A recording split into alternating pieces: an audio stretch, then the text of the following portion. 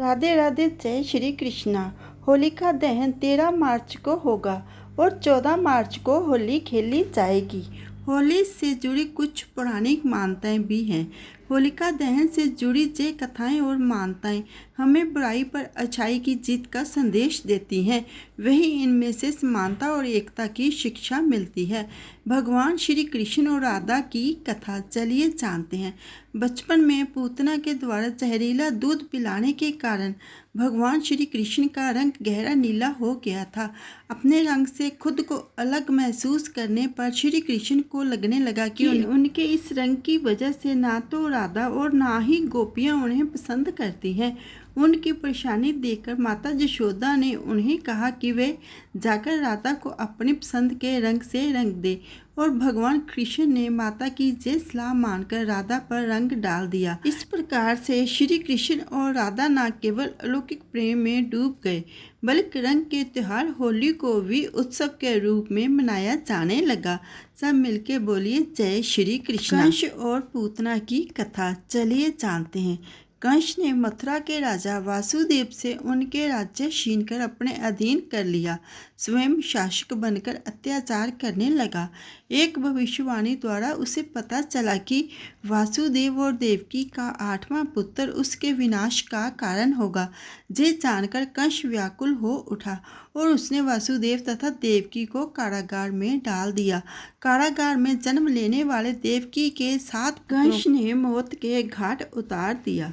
8वें पुत्र के रूप में कृष्ण का जन्म हुआ और उनके प्रताप से कारागार के द्वार खुल गए। वासुदेव रातों रात कृष्ण को गोकुल में नंद और यशोदा के घर रखकर उनकी नवजात कन्या को अपने साथ लेते आए। कंस ने जब इस कन्या को मारना चाहा तो वह अदृश्य हो गई और आकाशवाणी हुई कि कंस को मारने वाला तो गोकुल में जन्म ले चुका है।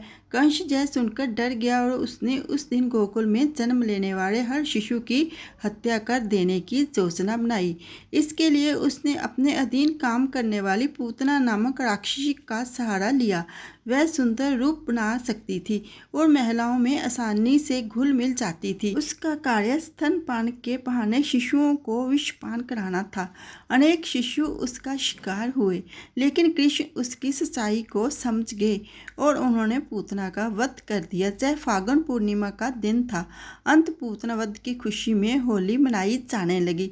सब मिलके बोलिए जय श्री कृष्ण। प्रहलाद और होलिका की कथा। होली का त्योहार प्रहलाद और होलिका की कथा से भी जुड़ा हुआ है।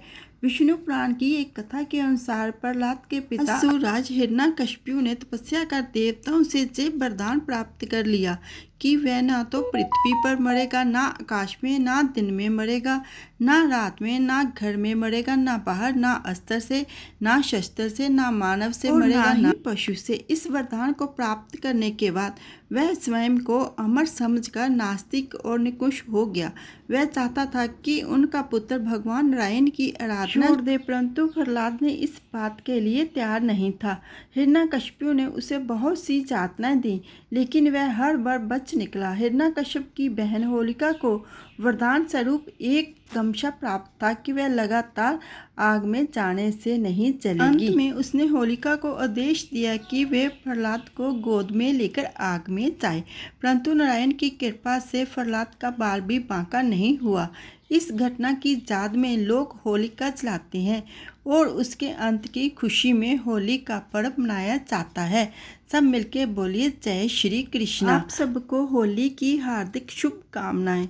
दोस्तों, अगर आपको ये वीडियो जानकारी अच्छी लगी हो, लाइक करना, शेयर करना। जो मेरी वीडियो पर पहली बार आए हैं प्लीज़ वो मेरे चैनल को सब्सक्राइब कर देना। सब्सक्राइब करना बिल्कुल फ्री है और जिन्होंने सब्सक्राइब करके रखा है उनका दिल से धन्यवाद करती हूँ।